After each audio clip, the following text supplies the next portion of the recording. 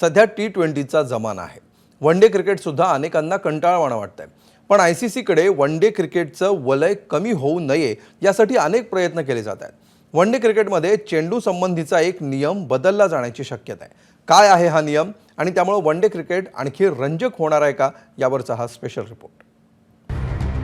T20च्या उदयानंतर cricket हा गोलंदाजांचा नाही तर फलंदाजांचा खेळ आहे आणि गोलंदाजांवर कायम अन्याय होत असल्याची टीका होतीये।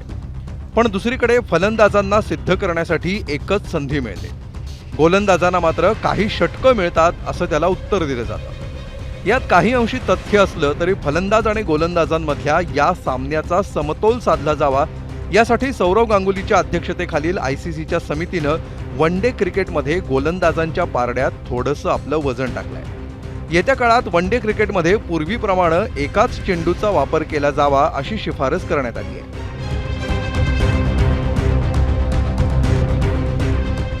वन डे क्रिकेटमध्ये सध्या दोन्ही एंडनं पांढऱ्या रंगाचे 2 कुकाबुरा चेंडू वापरले जातात, म्हणजे एक चेंडू 25 षटकांसाठी वापरला जातो। यामुळे गोलंदाजांना याचा फारसा फायदा होत नाही। रिव्हर्स स्विंगही जवळपास अशक्य होतं। फिरकीपटूंनाही चेंडूची ग्रीप मिळत नाही, त्यामुळे या नियमाचा जास्त फायदा फलंदाजांना होतो। मास्टर ब्लास्टर सचिननंही याआधी वन डेमध्ये 2 चेंडू नको असं सुचवलं होतं आणि आता गांगुलीच्या समितीनंही काही शिफारशी केल्या। गांगुलीच्या समितीनं सुचवलेल्या शिफारशी पाहूया। वन डेमध्ये पहिल्या 25 षटकापर्यंत 2 चेंडूंचा वापर करावा। 25 षटकांनंतर कोणताही एक चेंडू 50 ओव्हरपर्यंत वापरण्यात यावा।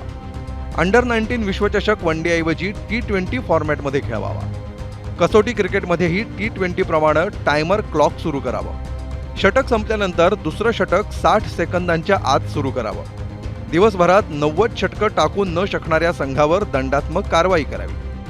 झिम्बाब्वेमध्ये सुरू असलेल्या ICCच्या बैठकीत गांगुलीच्या समितीनं सुचवलेल्या शिफारशींवर विचार होण्याची शक्यता आहे। जय शहा हेही या बैठकीला उपस्थित आहेत, त्यामुळे या बैठकीत काय निर्णय होतात हे पाहणं महत्त्वाचं ठरेल।